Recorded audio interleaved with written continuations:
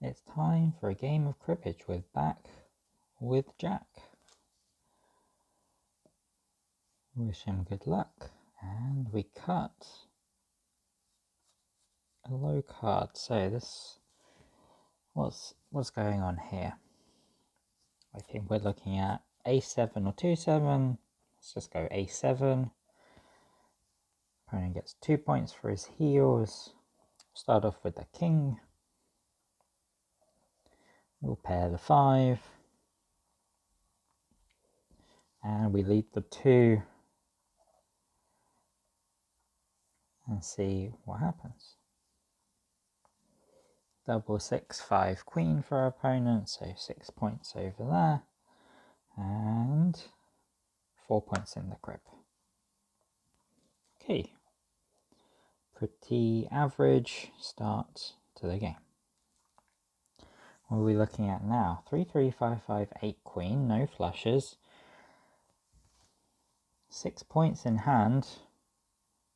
I'm tempted by throwing away double 5, but I think the play is simply to throw away double 3, keep these 6 points around, and keep the double 5s as well. So we get the triple here. Opponent gets the quad, which is huge. Let's see if we can't pair a queen. Nope. Opponent as well, only holding 6 points, so not a disaster. Opponent has a lot of 10-point hands there, which would get them very close to the next milestone. And we have a huge crib as well, so all in all, good stuff. We've got a flush in hand with diamonds, and that would allow us to throw away 7 king, which is very nice. I prefer that over keeping the run. Do get a pair of jacks. Our opponent gets the heels. We bleed the 6 and we go pair the 9. Our opponent does have a 7. 7 in the back and 6 ace. So what was that? 6? Yeah, 2 points is not much. 8 points in the crib is a bit better for opponent, but they're not in the position they would want to be. Jack, Queen, King is a combo. 6-7 is connected, and we'll throw that into the crib. We get the 5, which is huge. And giving our opponent 6 points here would be bad, so I'm not going to pair the 4. Instead, they can just take their ace. But they don't have the other 3 4s very often. They do have a 3 here very often, so that would be a bit of a shame. Yep. Opponent gets 12 points, taking them up to 70. So they do make it to their milestone, but only just. There's a good chance that they're going to slow down one of these hands, and we're going to be in the better position. Speaking of which, okay, so it's very hard not to keep the 2-2-6-7, but it does throw away Jack Queen, which is a thing that does combo with stuff, so we'll see. Combos with the top card. Okay, go up to 19, and we're lining ourselves up for the 3 card 11. Okay, but our opponent kept a lot of 10s and 5s in hand, which is a good sign if we want to have a low scoring crib. Only 4 points is good considering the top card. Okay. 2-3, 9 Jack Queen King. So it's either 9 Jack or 2-3. What do I like? I think I like the 2-3 here, setting ourselves up for some big stuff in the crib, and the playability of our hand is a little bit worse.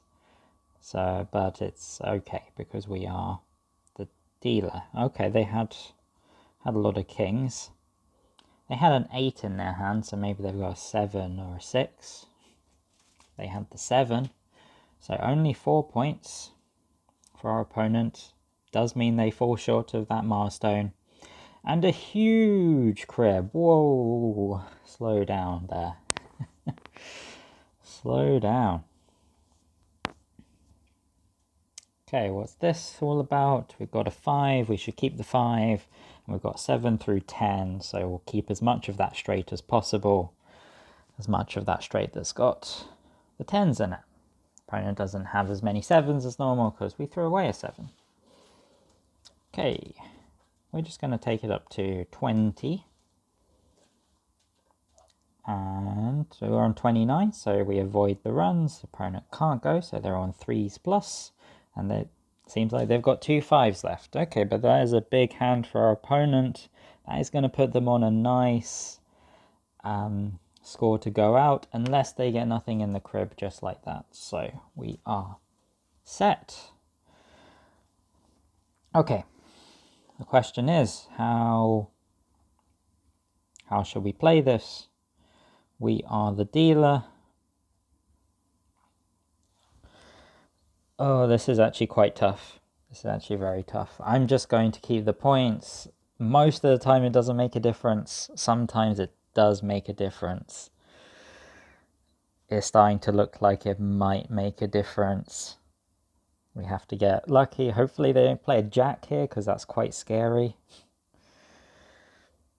And okay, we got lucky there. It's only 10 points, and we managed to avoid stuff happening. So that is a good game to our opponent. And we're going to go back and have a look at that final position, actually. What should we keep right at the end? Just the overall summary, we got... we lost a lot on the play. We lost a lot in hand, but we made it up in the crib. So, strangely balanced game, balanced in strange ways. So, endgames are hard. Endgames are very hard. They are a time in the game when we can start throwing away a lot of our knowledge about expected averages and keeping the most number of points, and really start focusing in on what is our chance to win. So right here, we are in a very favorable position.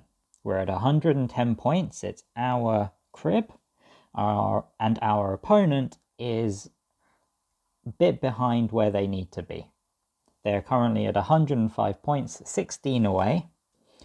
And our opponent's main chance to win, after we look at our hand right now, is being able to go out on this play. Now, there are definitely a lot of hands that our opponent could have that score enough points for them to go out. 16 is actually much more common than hands that are worth, say, 14 or 17. Like 16 is just a number of points that hands naturally gravitate towards. And the main reason why that is because of quad runs. Quadruple runs, those are always worth at least 16 points. And in our case, that's probably the main thing that we're losing to. So we can ignore those. Instead, we're mostly focused on everything else worse than a quad run, which is actually the majority of hands. It's very likely that our opponent doesn't have 16 points. It's, of course, the median, what they have at least up to 50% of the time. Then on balance, with respect to the median, our opponent's going to struggle to get those 16 points. The median is going to be like 8 points or so. And so as long as we're not giving away habitually 7 points on the play, and we'll get to that in a moment, how our hand plays, then we're in a great position, because our opponent won't be able to get there, and our decision-making process is driven by trying to maximize our probability of winning, which is mostly about trying to maximize, or making sure that we achieve our goal, which is 11 points, and making sure that our opponent doesn't achieve their goal, which is 16 points. And that should all happen fairly immediately. So for instance, when we look down at our hand, if we were in a position where we wanted to keep the most playable cards, we'd probably get rid of the 5, we'd probably get rid of the 10 and the king, that would give us sort of the biggest spread. We'd have 5 being our lowest, we'd have 7, 9, and king. King being a card that it is going to be quite safe, and our opponent won't be able to pair it very often, because our opponent probably doesn't keep as many kings as they would tens, say, and it also doesn't form many runs, and we also have our own king, which means that we block some of the kings that our opponent has. However, we're not in a position to throw away 10 king, because that might just ruin our chance of going out this round. In fact, it's gonna give us 2 points in hand and very small number of points in the crib. Maybe 2, maybe 3 points. I guess 3 points is more of an average score. I guess we're either getting 0 or 2 most of the time. And I think that 2 is going to be our median crib score if we throw away 10 king. So I'd prefer not to do that, and I would prefer to keep some more points, at least 6 points, I think. So a very real discard would be to throw away 9, 10. This keeps a little bit more playability than what I did in the game by throwing away 9, 7. But having 5, 7, king, king means that I can jump with my 5 or jump with my 7, depending on what I think is best. So in this game, I believe our opponent led a queen, and against a queen, we paired with the 5. Or we made 15 with the 5, which allowed our opponent to get 2 points with their own 5. But instead, if we had the 7 lying about, we could, in our hand, we could play the 7 on their queen and take it to 17. And then at that point, our opponent might go to 27, and then we're left to lead 10. Our opponent plays a 5, we play our 5, and our opponent plays their other 5, triples us, and gets there. So that actually doesn't sound too good against their particular hand in this case. So I wonder, because we're the dealer, we're afforded the luxury of playing second, which means that we can react to what our opponent plays. And maybe it happens to be the case that 5, 10, king, king doesn't play badly at all. So in the previous example, if we kept 5, 7, king, king, and we played it out in that way where our opponent goes queen, we go 7, our opponent plays another 10, we lead a king, our opponent plays 5, we go 5, and they triple our 5, we lose.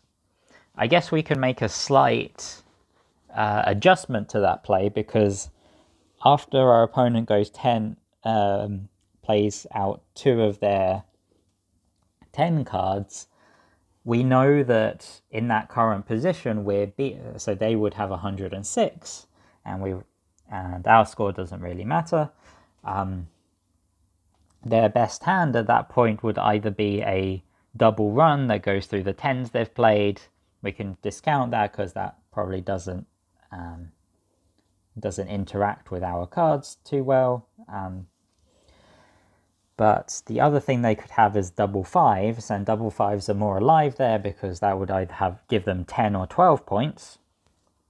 And in the case they have 12 points, they're only needing another 2 points, or if they've got a 5 and another 10, then they potentially have 9 points in hand.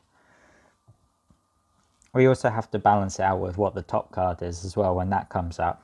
If our opponent has 5, 5, 10, 10 in hand, then they have 10 or 12 points, and if the top card's a 10, then they have potentially 14, 16 points, which is fairly lethal. There's a chance that we can beat 14-point hands, but given the situation, we would either have to lead the 5 or the 10 in order to survive. So in that case, in that particular situation, we would rather have the 9 in order to be able to lead that. So this would sort of this would sort of circle back to our decision right now and say maybe there's a chance that we should play five king into our crib in order to have reasonable leads against hands such as 5 10 10. But maybe we are circling ourselves into madness there.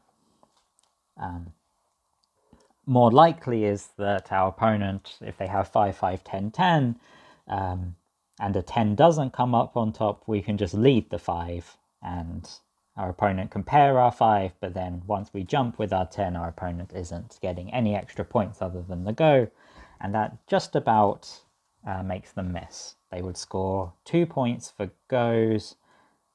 No, wait. What would they score? They'd score 2. So after something like queen 7 10, we lead our 5. They go pair the 5. We go king. They go 5 for 25. They get the go. Then we get 1 extra at the end. So they've got 2 points for a pair and 2 points for goes. So they would get 4 points, taking them to 109, and they would have to have a hand that's worth at least 12. So those hands definitely exist, but maybe this is where we start drawing the line against hands that we're not really beating here. Remember that our hand here is really good and our position is excellent, so the only thing we're concerned about is maximizing our win rate versus our opponent's best hands. We want to make sure that we win this position as much as possible. I think the hand that's giving us the most trouble is that right now that we faced. There are lots of hands though that I haven't discussed that we could face that are going to give us problems as well. I think that mostly we have to think about all of the hands that are worth 12 and we have to get a good idea of what those look like. And it turns out that most of the hands that are worth 12 look like double runs that go and use 7s and 8s in some way. So, for instance, 6, 7, 8, 8 would be a very typical hand that scores 12, and our opponent has lots of copies of that hand. We don't block it particularly strongly. We have a 7 9 in hand that adds a little bit of blocking, but we're not blocking it a huge amount. There are, of course, other hands, especially when we see the top card, that will inform us exactly what hands we are worried about. So, as it happened in the game, the top card was an 8, and our opponent led a queen, and that's actually excellent news for us. We don't have to worry about too many things. If the top card was an 8, as it is, and our opponent led an 8, then we would start to be very worried because it allows our opponent, who, maybe they kept 6, 7, 8, 8, but now one of the 8s is on top of the deck, so that means that we have to play against hands that have 6, 7, 8 in them and have some rogue other card, and that rogue other card essentially means our opponent has a lot of ways to play. It gives our opponent a lot of flexibility. However, when our opponent leads queen here, it's an excellent sign. It means that our opponent's hand doesn't immediately combo well with the top card. But no, I think that I could go on and keep analyzing this for a very long time, but instead I think I'm just going to call it here and say we will pick up more analysis of such difficult endgame positions in the future. I hope that was understandable, and I will see you next time. Bye for now.